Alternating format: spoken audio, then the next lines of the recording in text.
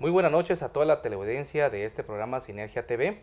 Hoy tenemos el honor, el privilegio y el placer de tener un invitado de lujo como es el licenciado Danilo Roca, abogado y notario, prácticamente un activista constante y permanente de la política guatemalteca, ilustrado en el tema de conocimiento político tanto nacional e internacionalmente, como también todos sus reconocimientos. Hoy tenemos este privilegio, como repito, y pues prácticamente en este primer segmento, licenciado, quisiera que nos platicara cómo fue el tiempo de la Revolución de 1944, cuál era su situación, su estado situacional en la parte socioeconómica, sociocultural y cuáles eran los avances que se querían dar en su momento con esa revolución. Pues lo voy a decepcionar, porque yo no había nacido para el 20 de octubre del 44, así que no soy un testimonio viviente de ese proceso. Desde luego lo conozco, lo admiro y fui parte de la generación que entendió que la revolución del 20 de octubre del 44 fue un parteaguas en la historia política nacional, que venía de un ejercicio dictatorial del general Jorge Ubico durante 14 años, más los pocos meses del general Ponce Baides, que se quiso perpetuar en el ejercicio de ese poder después de que se presentó la renuncia del general Ubico. Por cierto, en una oportunidad estando en el cementerio general, conmemorando el 20 de octubre frente a uno de los panteones de una de las figuras de la revolución, como joven político, ese día hablaba Alberto Fuentes Mohr, hablaba el licenciado David Vela, que era el director de un periódico histórico que era El Imparcial, y yo como representante de las nuevas generaciones. Y entonces no se me ocurrió otra cosa que decir tantos años atrás, cuando la luz del sol no había lastimado nuestros ojos, cuando a nuestros oídos no llegaban los gritos de los prisioneros que se consumían en las ergástulas de las celdas oprobiosas de la dictadura. Tantos años atrás, cuando no pude tomar un fusil y no pude acompañar el proceso revolucionario.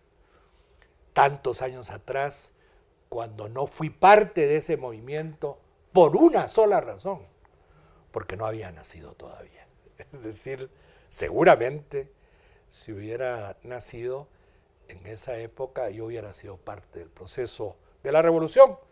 Pero a mí me representaron mis padres. El licenciado Raúl Roca Aguirre, también abogado como yo, mejor dicho, una petulancia, mejor abogado que yo. Y mi madre, Sara Varías Bonía, que por una circunstancia del destino tenía un parentesco muy próximo con el doctor Juan José Arévalo Bermejo, que viene siendo mi tío. Entonces, imagínese usted, yo nazco en la generación que ve en el primer presidente de la revolución un ícono de lo que debiera de ser el político ideal. En principio, un maestro. En segundo lugar, doctor en filosofía y letras. Un educador continental. Un escritor prolijo, generoso, extraordinario. Un orador con una enorme capacidad de concentrar pensamientos y transmitirlos al pueblo. Y por eso fue que Orozco Posadas, un líder de los partidos revolucionarios que ya habían participado en el proceso de la revolución, cuando dijeron quién puede ser el candidato de la revolución, dijo: yo sé quién, el doctor Juan José Arévalo.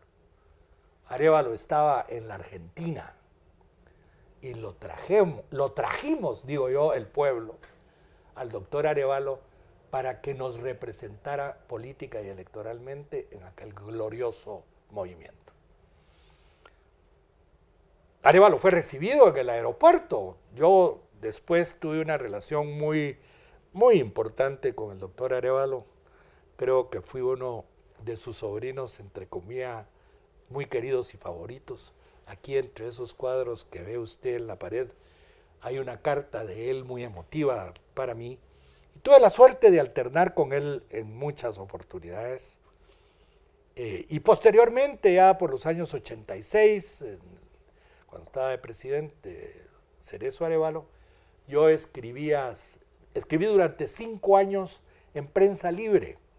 Y escribía, yo creo que he sido el único que lo ha hecho simultáneamente, escribía 3 páginas de la revista Domingo de Prensa Libre con 2 seudónimos. Uno era Edmundo de Antés, con las 2 páginas que presentaba en la revista Domingo, y la otra era Julián Parrías. Yo me llamo Danilo Julián Roca Varías. Entonces se compuso con Julián Parrías. Y eran muy impactantes, perdone usted que se lo diga, las 2 series de artículos. Y en ese tiempo también pude dedicarle al doctor Arévalo el homenaje de mi pluma a él, porque lo llegué a conocer muy de cerca. 3 cosas. Voy a hablar del doctor porque es el ícono más inmediato de la revolución. 3 cosas importantes, ¿verdad? 1, su propia personalidad. Un hombre muy alto, quizá de 1,85, 1,90. Blanco, eso no estoy definiendo a un europeo, pero un hombre blanco alto, con el mentón pronunciado y la barba partida y los ojos celestes, ¿verdad? Entonces, y era su corpulencia le permitía tener una voz sonora que abarcaba al que le hablaba. Estando en Chile con él en una oportunidad, esta es una anécdota muy interesante. Estábamos cenando, él era nuestro embajador en Chile, pero vea usted, era el representante de Julio César Méndez Montenegro, que era el presidente de la República. El embajador es el representante del gobierno y específicamente del presidente de la República. Y cosa dolorosa, era nuestro embajador y tenía prohibido venir a Guatemala. Y no pudo venir ni a la muerte ni al entierro de su madre. Imagínense usted qué castigo para él. Pero además era la imagen misma de la honradez frente a la corrupción que asaltó en el delirio de los políticos y de algunos militares también. Ahora se dice que los militares se transformaron en empresarios. Los empresarios, y casi todo el tiempo lo han hecho, comenzaron a ocuparse de la política y a los políticos nos dejaron sin trabajo. Y entonces comentábamos con Arévalo la enorme dimensión de su honradez como presidente y el reflejo frente a las nuevas generaciones de esa honradez. Usted hubiera visto hasta los años 80 a Arévalo caminar en las calles de Guatemala y lo hubiera impresionado porque andaba él solo caminando, y si tenía que ir a un lugar muy apartado o lejano de su casa, había una casa muy linda pero modesta en la 9ª Avenida, cerca del Parque Isabel la Católica, una cuadra adelante, sobre la 9ª Avenida, pues tomaba un taxi y se iba en taxi. Yo tuve la suerte de caminar con él en alguna oportunidad y entrar a una cafetería, pues era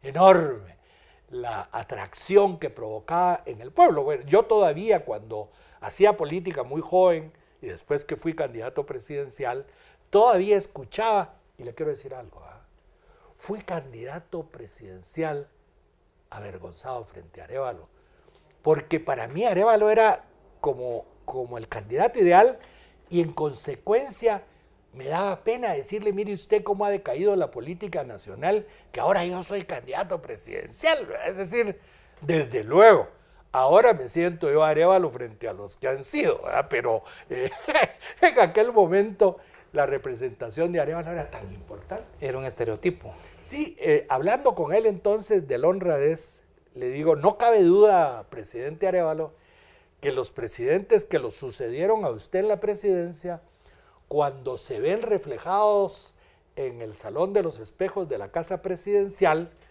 quisieran ver el reflejo de su imagen en el lugar de la de ellos. Porque usted sigue siendo un gran ejemplo como presidente. Él me trataba como su familiar y me decía, no, te equivocás. No es cierto, yo no fui un buen ejemplo. Y yo, indignado, con el arevalismo prendido, le decía, pero ¿cómo no va a ser un buen ejemplo? En todo sentido. La trayectoria, lo que le dejó al país al frente del gobierno, el seguro social, la autonomía municipal, la autonomía universitaria, la Facultad de Ciencias de Humanidades en la Universidad de San Carlos. En fin, el Código de Trabajo. Es decir, instituciones verdaderamente sólidas que nos hemos encargado de destruir en el transcurso de los años en lugar de fortalecer y proyectar. Pero yo no le creía que él me estuviera diciendo que no haya sido un buen ejemplo. Y entonces me dice, fíjate que no. Tenía su buena humorística. Entonces, con aquella voz que lo envolvía a uno, me dijo, no, te equivocaste. Fíjate, Danilo, me dijo, que cuando quienes me sucedieron en la presidencia se dieron cuenta de la enorme pobreza en la que yo estaba, les dieron muchas ganas de robarme, dijo. Si yo no hubiera salido pobre de la presidencia, seguramente no hubieran sido ladrones. Pensaron que en un momento determinado iban a salir igual. Sí, es decir, imagínese usted, sale al exilio sin dinero, a vivir de sus conocimientos y del reconocimiento mundial por todo lo que había hecho por Guatemala al frente del proceso revolucionario en el primer periodo del 15 de marzo de 1945 al 15 de marzo de 1951, que tomó posesión el coronel Jacobo Arbenz Guzmán del gobierno que ya no llegó a su final por la intervención de 1954. Excelente. Bueno, compañeros, vamos a la pausa y regresamos.